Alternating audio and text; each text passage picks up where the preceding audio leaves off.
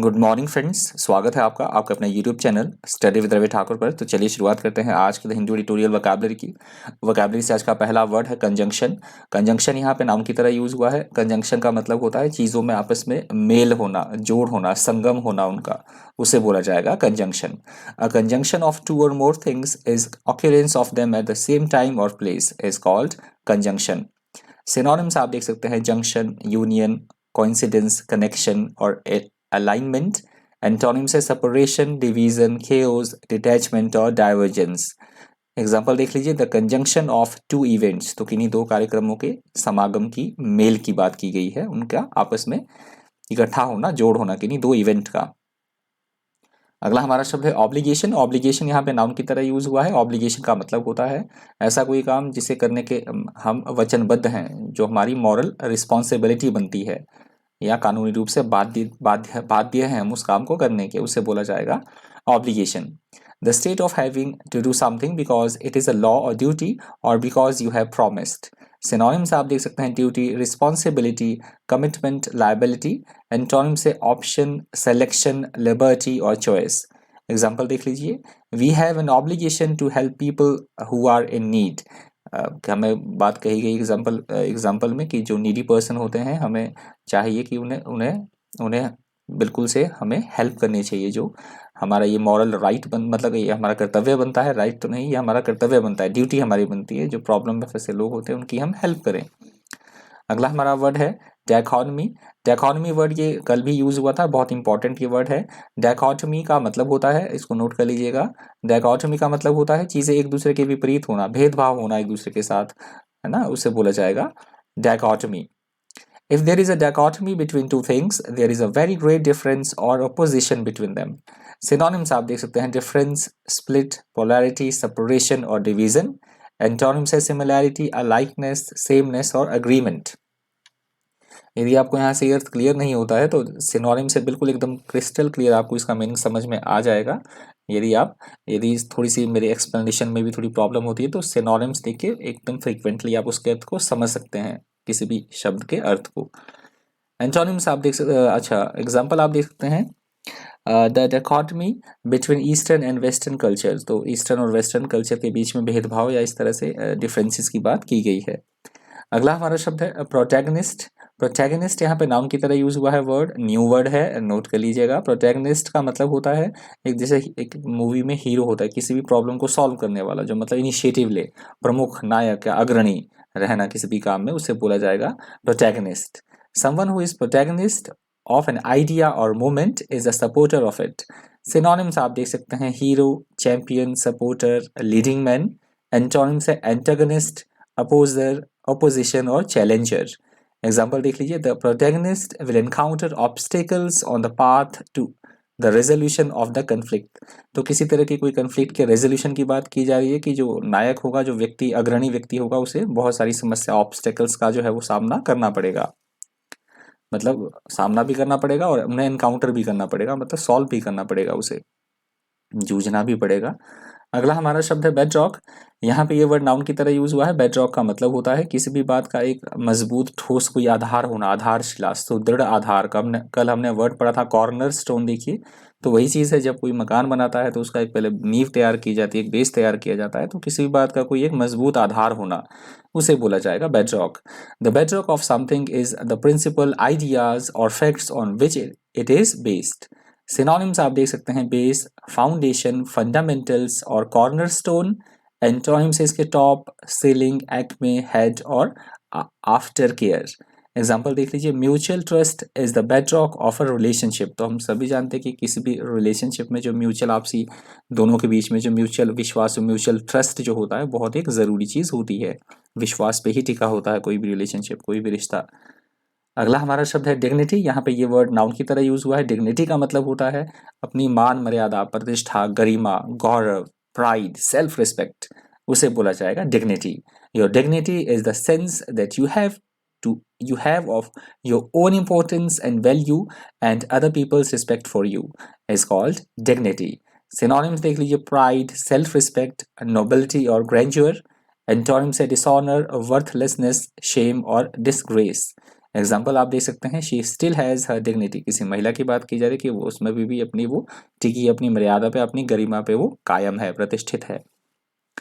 अगला हमारा शब्द है ऑटोनॉमी। ऑटोनॉमी यहाँ पे नाम की तरह यूज हुआ है। ऑटोनॉमी का मतलब होता है ऐसी कोई संस्था जिसपे जो अपना शासन स्वयं चलाए, ऐसा कोई देश, ऐसा कोई ऑर्गेनाइजेशन जिसे ये पावर है कि वो अपना शासन, अपने डिसीजंस जो है वो खुद लें, तो उसको बोला जाता है autonomy. The right of a person, an organization, a region etcetera to govern और कंट्रोल हिज हर और its own affairs is called autonomy.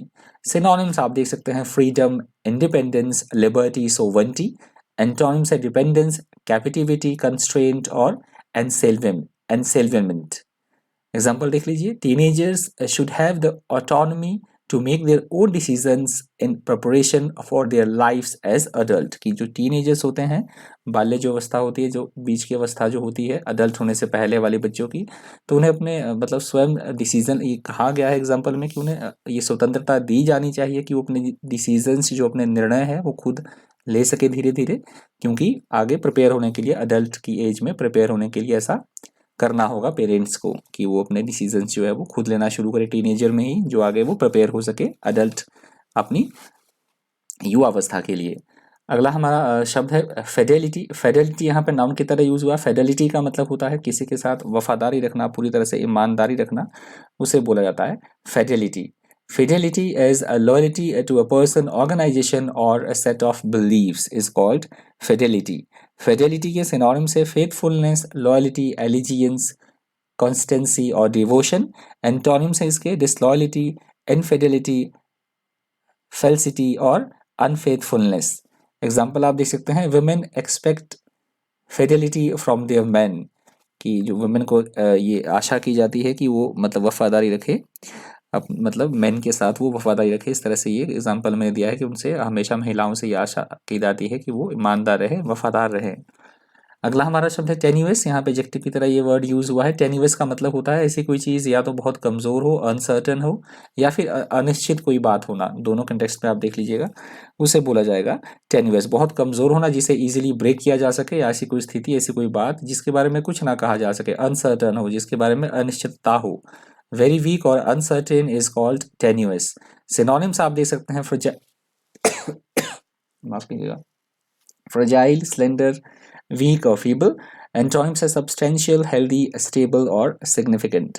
Example देख लीजिए, he did not speculate on the future of his tenuous career। किसी व्यक्ति की बात की जा रही है कि वो अंदाजा नहीं लगा सका, जो उसका अनिश्चित भविष्य था उसके बारे में वो व्यक्ति बिल्कुल भी अंदाजा नहीं लगा सका अपने अनिश्चित करियर के बारे में।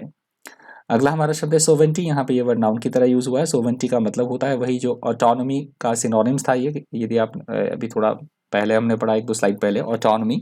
ऑटोनॉमी ऑटोनॉमी का ये सिनोनिम्स भी था सोवेंटी। तो इसका भी वही मतलब है कि अपने राष्ट्र, किसी भी राष्ट्र की, संगठन की स्वयं अपना शासन चलाने की जो शक्ति होती है, प्रभुता या संप्रभुता, that is called sovereignty. Sovereignty is a power that a country has to govern itself और अनदर कंट्री और state is called sovereignty. Sovereignty के सिनोनिम्स आप देख सकते हैं, रूल, अथॉरिटी, डोमिनियन और सुप्रीमेसी।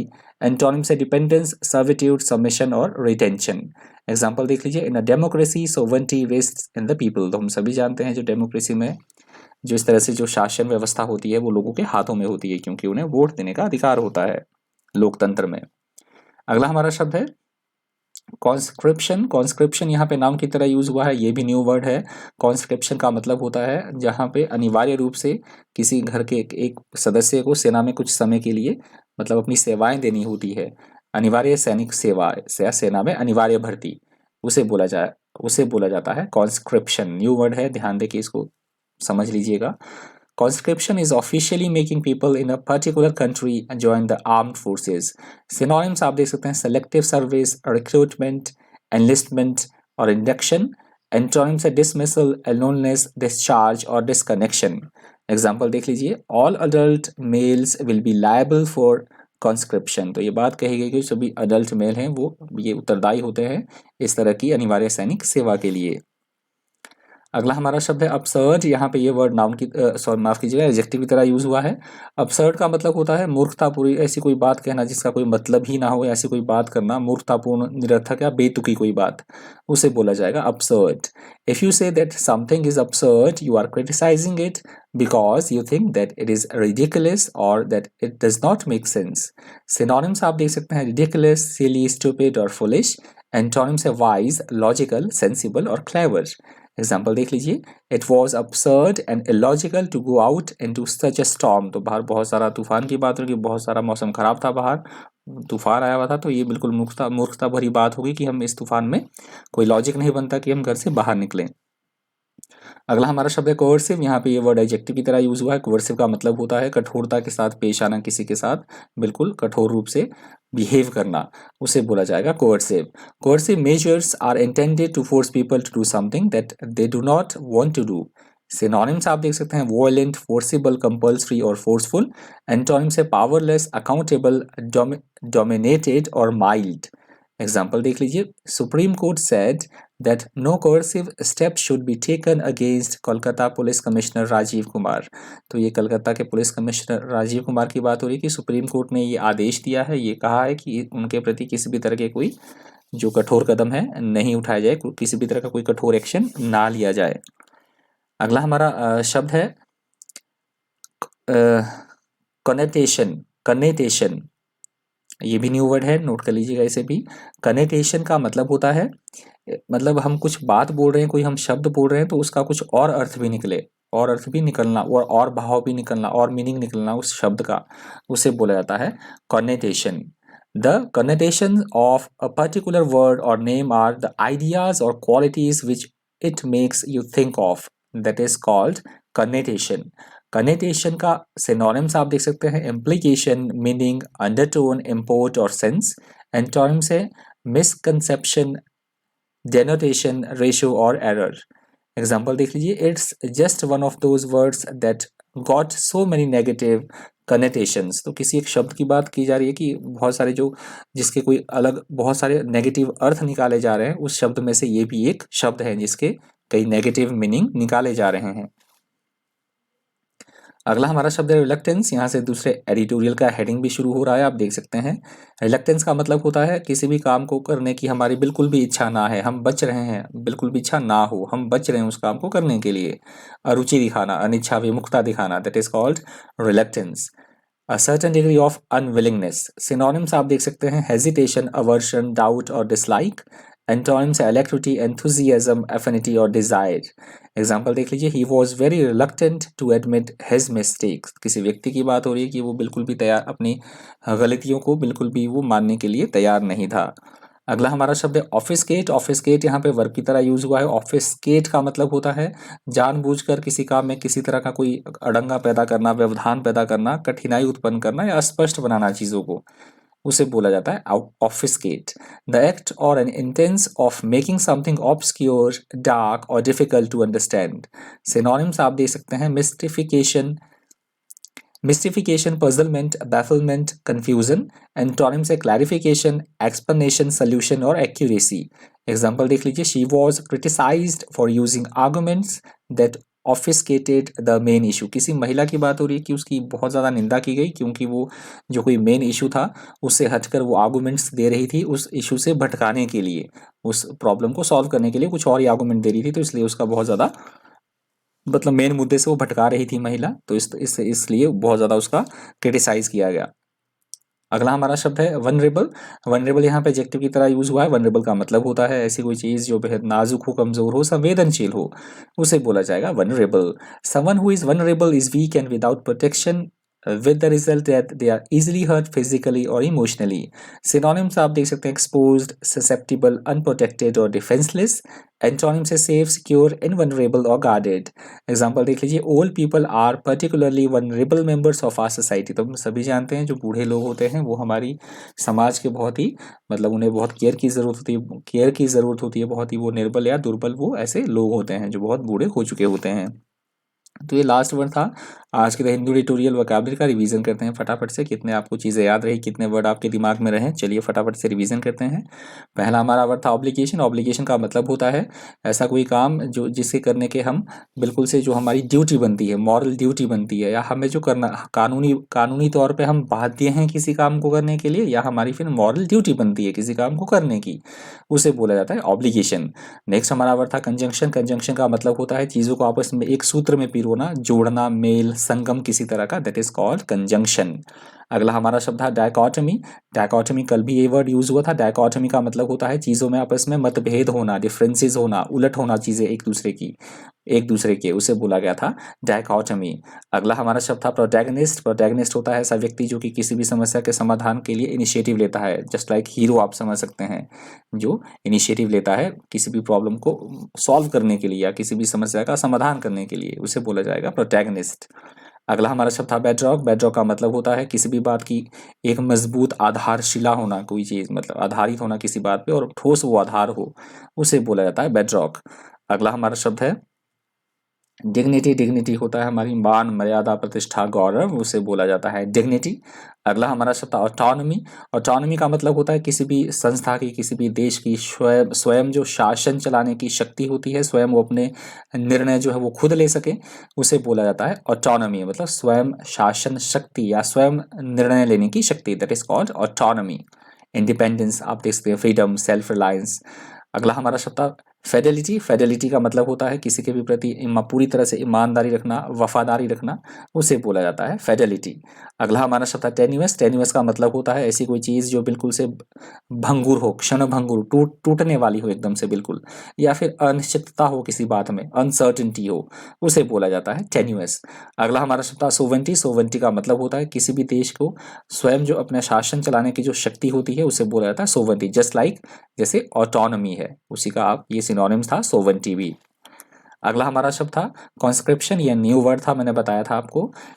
कॉन्स्क्रिप्शन का मतलब होता है किसी भी देश का ये रूल हो कि प्रत्येक घर का कोई भी व्यक्ति जो है उसे अनिवार्य रूप से देश में सेवा देनी होगी, मतलब आर्मी में भर्ती होकर उसे देश देश मतलब एक फिक्स समय के लिए देश आर्मी में भर्ती होना होगा, मतलब अनिवार्य सेना की सेवा करना, मतलब देश की सेवा करना, किसमें, आर्मी में भर्ती होकर, उसे बोला गया था कॉन्स्क्रिप्शन। अगला हमारा शब्द था अपसर्ड। अपसर्ड का मतलब होता है बेतुकी कोई बात करना, मूर्खता भरी कोई बात, उसे बोला गया था अपसर्ड। अगला हमारा शब्द था कोर्सिव। कोर्सिव का मतलब होता है कठोरता के साथ पेश आना किसी के साथ, या इस तरह के कोई कदम उठाना जो बहुत ही स्ट्रिक्ट हो, बहुत ही हार्ड हो, उसे बोला गया कोर्सिव। अगला हमारा शब्द था कॉनेटेशन। कॉनेटेशन का मतलब होता है हम कोई बात बोल रहे हैं, जैसे एक ही बात के कोई अलग भी मीनिंग निकाले, कोई नेगेटिव मीनिंग कोई निकाल ले, हम कोई एक शब्द बोल रहे हैं और उस शब्द का कोई दूसरा भी मीनिंग निकाल ले, उसे बोला जाता है कॉनेटेशन। और हमारा लास्ट वर्ड था रिलक्टेंस। रिलक्टेंस का मतलब होता है हम किसी भी काम को करने से बच रहे हैं, टाल रहे हैं किसी काम को, हम मतलब हमारी इच्छा नहीं हो रही है किसी भी काम को करने की या किसी भी बात को आगे करने की, बढ़ाने की, उसे बोला जाता है रिलक्टेंस।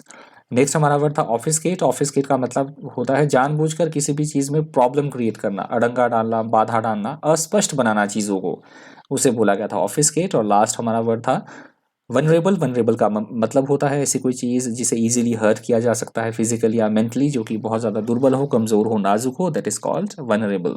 तो वनरेबल वर्ड आज के हिंदू एडिटोरियल वोकैबुलरी का अंतिम शब्द था।